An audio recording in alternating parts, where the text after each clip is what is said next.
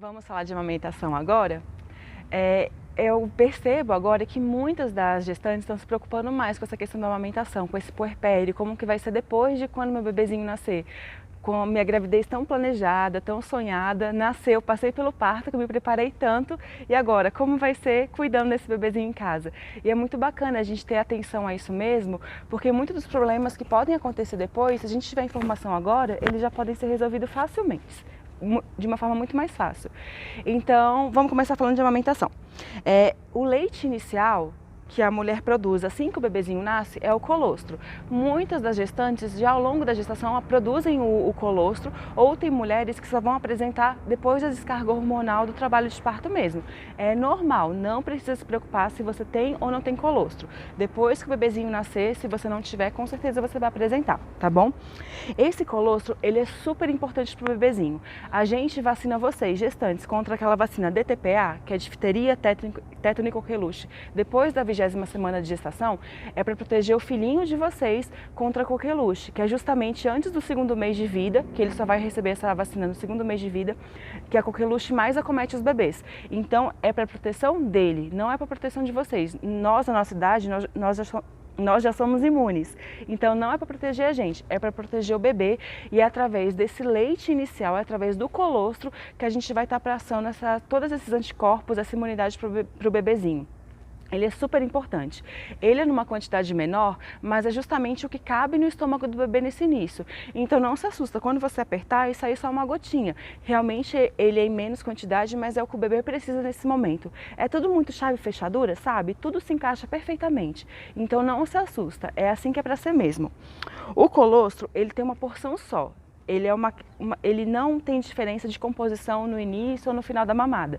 Então indifere se numa mamada você der um peito para a criança, na outra mamada você der o outro, tanto faz. É uma composição única, é a mesma coisa. Então, basicamente, ele vai servir para essa questão imunológica, questão de proteção do bebezinho e necessidade hídrica, questão de manutenção da água no corpinho dele mesmo. Com o passar dos dias, mais ou menos do 3º ao 5º dia de pós-parto, a gente vai chamar a chamada apojadura acontece. É quando o leite desce, quando vocês acordam num dia e vê que o peito dobrou de tamanho, o peito está duro, está quadrado. Essa é a apojadura clássica.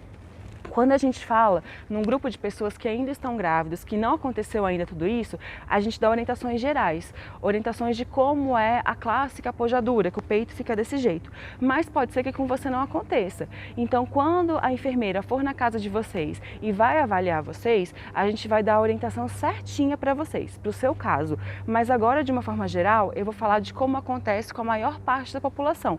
Pode ser que não aconteça com vocês, mas quando acontecer, quando a gente for avaliar vocês na casa de vocês, a gente vai dar a orientação certinha para vocês. Não precisa ficar preocupado, tá bom? Mas, de uma forma geral, a apojadura acontece e o peito da mulher fica enorme. É quando o leite desce, esse leite maduro desce, que vai permanecer durante todo o período de amamentação da criança. Esse leite, sim, ele tem 2 porções. A porção anterior e a porção posterior. A porção anterior que a gente fala é aquela porção que o bebezinho vai sugar assim que ele vai no peito. Essa porção inicial, ela mantém as propriedades do colostro, de imunidade e necessidade hídrica da criança. Por isso que até os 6 meses de idade, só o seu leite é mais do que suficiente para nutrir o seu filho. E conforme o bebezinho vai demorando, vai se alongando na mamada, ele vai chegando naquele leite lá de trás, o chamado leite posterior, que ele é mais rico em gordura. Tanto é que se você ordenhar o anterior num copinho e o posterior em outro copinho, você consegue ver a diferença de coloração. Esse leite anterior ele é mais esbranquiçado, mais azulado. E o posterior ele é bem mais gordo, ele é bem mais amarelo. É ele que vai fazer o neném espaçar uma mamada da outra e ganhar peso. Então, agora, de uma forma geral, o que a gente fala? Que o bebê tem que esvaziar um peito para depois ir para o outro.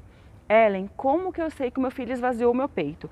Sempre antes dele ir ao seio, você avalia seu peito. Basicamente vê consistência e peso.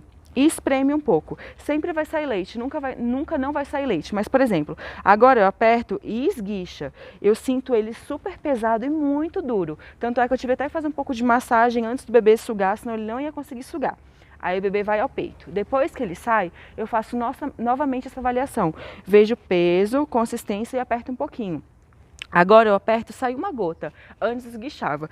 Agora eu aperto, eu vejo ele super flácido, mais murcho, sabe? E ele tá bem mais leve.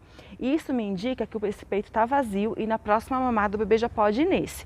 Agora, se você vê que o seu peito ainda continua pesado, continua cheio, na próxima mamada o bebê tem que voltar nesse peito para pegar esse leite posterior lá de trás que ele não conseguiu pegar. Mais uma vez eu falo, essa orientação é de uma forma geral. A maioria dos casos hoje em dia, o bebezinho, ele mama um peito numa mamada e na outra mamada ele vem para o outro peito. Porque se você ficar, por exemplo, 2 mamadas nesse mesmo peito, e se cada mamada for de 3 em 3 horas, por exemplo, concorda comigo que o bebê vai ficar sem vir nesse peito umas 6 horas? Pensa o tamanho que esse peito vai estar. Então, por isso que eu falo para vocês, a gente precisa de uma avaliação depois que vocês estão em casa, depois que o bebezinho nasce, para saber o que vai ser melhor para vocês. A maior parte dos bebês realmente consegue, cada mamada, intercalar os peitos. Tem bebê que precisa voltar para pegar o leite posterior lá de trás, 2 mamadas nesse peito, porque ele não conseguiu chegar e não está ganhando peso suficiente. Mas fica tranquila, quando a gente for avaliar vocês, a gente vê as peculiaridades e dá a orientação certinha para cada caso. Vamos aprender a fazer massagem então? Por que a massagem é tão importante antes do bebê ir ao seio? Porque se seu peito estiver muito cheio, muito duro, pensa comigo, como se ele fosse um balão. Quando o balão está muito cheio, eu não consigo fazer a preguinha, porque o seu bebê ele não pode ficar só no seu mamilo. Se ele ficar no seu mamilo, ele vai te machucar e vai fazer uma fissura e não vai conseguir extrair todo o leite que ele poderia extrair. Então ele tem que ficar na auréola. É a auréola que ele tem que abocanhar completamente ou a maior parte dela, se for uma auréola maior que essa. Então, se esse peito estiver muito cheio, tiver um balão muito duro, a gente não vai conseguir nem fazer a preguinha para ele conseguir extrair o leite. Ou se a gente der uma forçada, você até consegue fazer, mas na hora ele escorrega para o mamilo e te machuca. Vocês não precisam passar por isso. Então, vamos fazer uma massagem, deixar esse peito mais molinho para o bebê conseguir manter a pega. O leite, ele é igual uma gelatina, eu sempre uso essa analogia. Quando a gente faz uma gelatina, ela está líquida, mas se ela ficar estagnada, parada ali, ela vai gelificar. Para eu voltar a fazer essa gelatina ficar líquida, eu tenho que balançar ela. Então é a mesma coisa aqui no peito. Se o leite ficar estagnado aqui dentro, ele vai formar aqueles nódulos. Ele vai ficar duro. E o leite assim não sai. Então tem que fazer a massagem, balançar esse leite, balançar esse peito, para ele voltar a ficar líquido e aí sim o bebê conseguir extrair. Então, como que é a massagem? Com a sua mão, você dá um apoio embaixo da mama e com os dedos, com a palma da mão ou com o punho cerrado, depende do tamanho que essa mama vai estar, a gente começa a fazer massagem da auréola, subindo como se fosse um caracol do corpo todo da mama, chegando até aqui atrás da axila em alguns momentos, que às vezes a mama fica tão engurgitada que até aqui embaixo da axila tem nódulos de leite. Então, começa a fazer massagem e a massagem, ela é massagem para dissolver. Então, o que eu sempre falo para vocês, não deixe o peito ficar muito duro para começar a fazer a massagem, porque quanto mais duro o peito estiver, mais cheio ele estiver, mais vai doer. Então, sentiu muitos nódulos na mama, já começa a massagear. E massageia forte. Um sinal da massagem bem feita é o leite começar a escorrer só massageando. Se você fizer a massagem muito superficialmente, você vai estar estimulando o teu peito a produzir mais leite. Então, vai com força. Sentiu ficar mais durinho, já começa a massagear como se fosse um caracol na mama toda. Por quê? Se você começar a massagear aqui em cima e você não massageou aqui na auréola, se tiver um ducto que estiver obstruindo esse leite, o leite não tem vazão, ele não consegue escoar.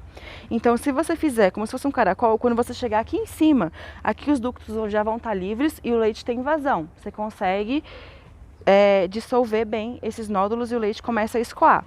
Essa massagem a gente pode fazer em 2 momentos, ou antes do bebê sugar, para eu conseguir deixar o peito molinho e o meu bebê conseguir fazer a pega, ou, por exemplo, quando é o caso do bebê voltar 2 vezes no mesmo peito, na mesma mamada, em mamadas diferentes, e ele ficou muito tempo sem vir nesse peito, esse peito está tão cheio, está tão duro, que eu preciso fazer uma massagem de ordenha, para, por exemplo, para eu conseguir baixar o braço, para eu conseguir deitar, porque às vezes o peito está tão cheio que vocês não têm nem qualidade de vida, sabe? Você não consegue nem se movimentar direito.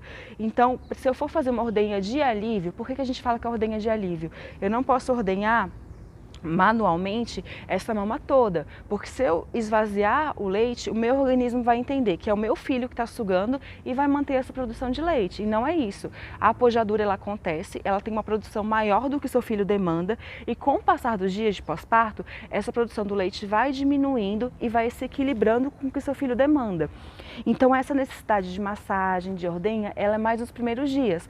Com o passar do tempo, a sua produção vai diminuindo, que é normal, e só vai produzir o que seu filho demanda. Conforme ele vai crescendo, ele vai sugando mais, vai mostrando para o seu organismo que tem que aumentar a produção de leite, essa produção vai aumentando conforme a demanda do seu filho. É muito encaixadinho, é muito bacana isso. Então esses primeiros dias de pós-parto, eles são os que mais exigem. Exigem por causa da privação de sono que vocês vão ter, que a gente não está acostumada com isso. Exige do cansaço, de atividades novas que vão estar ao nosso dia a dia, que a gente não está tendo antes. E exige também de massagem de ordenha, que antes a gente não tinha que se preocupar com isso. Então, se eu for esvaziar o leite, se eu for fazer uma massagem de alívio, tirar só aquele leite suficiente para eu ficar tranquila, para eu conseguir abaixar meu braço e fazer um cochilo, por exemplo. A gente faz a massagem, igual a massagem quando o bebezinho vai sugar. E depois que o meu peito tá molinho, eu começo a extrair. Não é na auréola que o meu filho vai ficar? Não é na auréola que o meu filho faz a pega correta? Então, com a mão em C, eu fico na auréola, abro os dedos como se fosse para trás. Sempre pensa, vou lá na costela, vou para trás e venho para frente. Vou para trás e venho para frente. Tá vendo que os meus dedos, eles não saem da auréola? Tem gente que faz a ordenha assim, vem aqui de cima e vai puxando. Vem aqui de cima e vai puxando. Não é assim que o bebezinho suga. Acaba acontecendo, parece que você ralou o peito no chão. Ficam duas escoriações aqui muito importantes. Então não faça esse movimento. A ordenha não dói. Então você fica na auréola, abre em movimento, indo um pouquinho para trás e vem para frente. Abre, dá uma apertadinha para trás e vai para frente. Parou de sair leite nessa posição, você pode mudar e vir para outro ponto da auréola, porque toda a auréola tem esses bolsões de leite. Começa a fazer massagem e vem para frente. Abre um pouquinho e vem para frente. Parou de sair leite, eu posso fazer mais um pouquinho de massagem e volta de novo. Vamos falar agora das posições para amamentar? A primeira coisa que você tem que pensar é ficar muito confortável. Então vai na sua poltrona, na cama, no sofá, aonde você amamentar da forma mais confortável, se ajeita, aí a gente vai colocar o bebê no peito. Vamos começar pela tradicional? A tradicional, o bebezinho sempre é barriga com a mãe, lembrem-se disso. Tem mães que deixam o bebezinho com a barriga mais para cima e quer fazer ele pegar o peito. Não vai dar certo. Então, primeiro, barriga com barriga, deixa ele bem coladinho, a gente segura ele aqui embaixo, faz a preguinha com o meu peito bem macio já e eu espero ele abrir um bocão de jacaré. Se ele não abrir, eu passo o meu mamilo do narizinho dele baixando, que ele tem um reflexo de busca e sucção. Assim que eu passo alguma coisa na boquinha dele, ele vai atrás. Então, eu passo aqui, ele abrir um bocão bem grandão, aí eu encaixo ele no peito. Então veja, barriga com barriga e segura. Nessa posição, alguma coisa você vai ter que deixar aqui embaixo para segurar o peso da criança. Seja uma almofada de amamentação, seja um travesseiro, alguma coisa, porque senão o seu ombro não vai aguentar ficar segurando o bebezinho muito tempo desse jeito. Porque teu peito já vai estar mais cheio, sua coluna já vai estar aguentando esse peso. Mais o peso do bebê, daqui uns dias você não vai aguentar nem levantar o braço. Então alguma coisa aqui embaixo tem que ter para fazer o apoio dessa criança. A outra posição, que é invertida, eu particularmente gosto muito. Por quê? O peito tende a empedrar mais nessa lateral aqui e perto da axila. E nessa posição a gente propicia o esvaziamento dessas glândulas aqui do lado. Então eu gosto mais e além disso, a gente tem um controle da cabeça da criança. Porque na tradicional, a cabecinha da criança está aqui, ó, no meu cotovelo. Então eu não tenho um controle. Na invertida, como agora o bebê está aprendendo a sugar, a gente está aprendendo a ofertar, segurar, é igual a posição do banho, segurar ele aqui embaixo como se fosse uma bola de futebol americano. Faz a preguinha. E eu ter o controle da cabecinha dele para levar, me ajuda muito.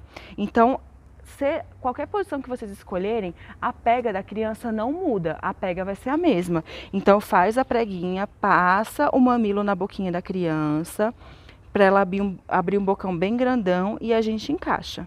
Tá vendo?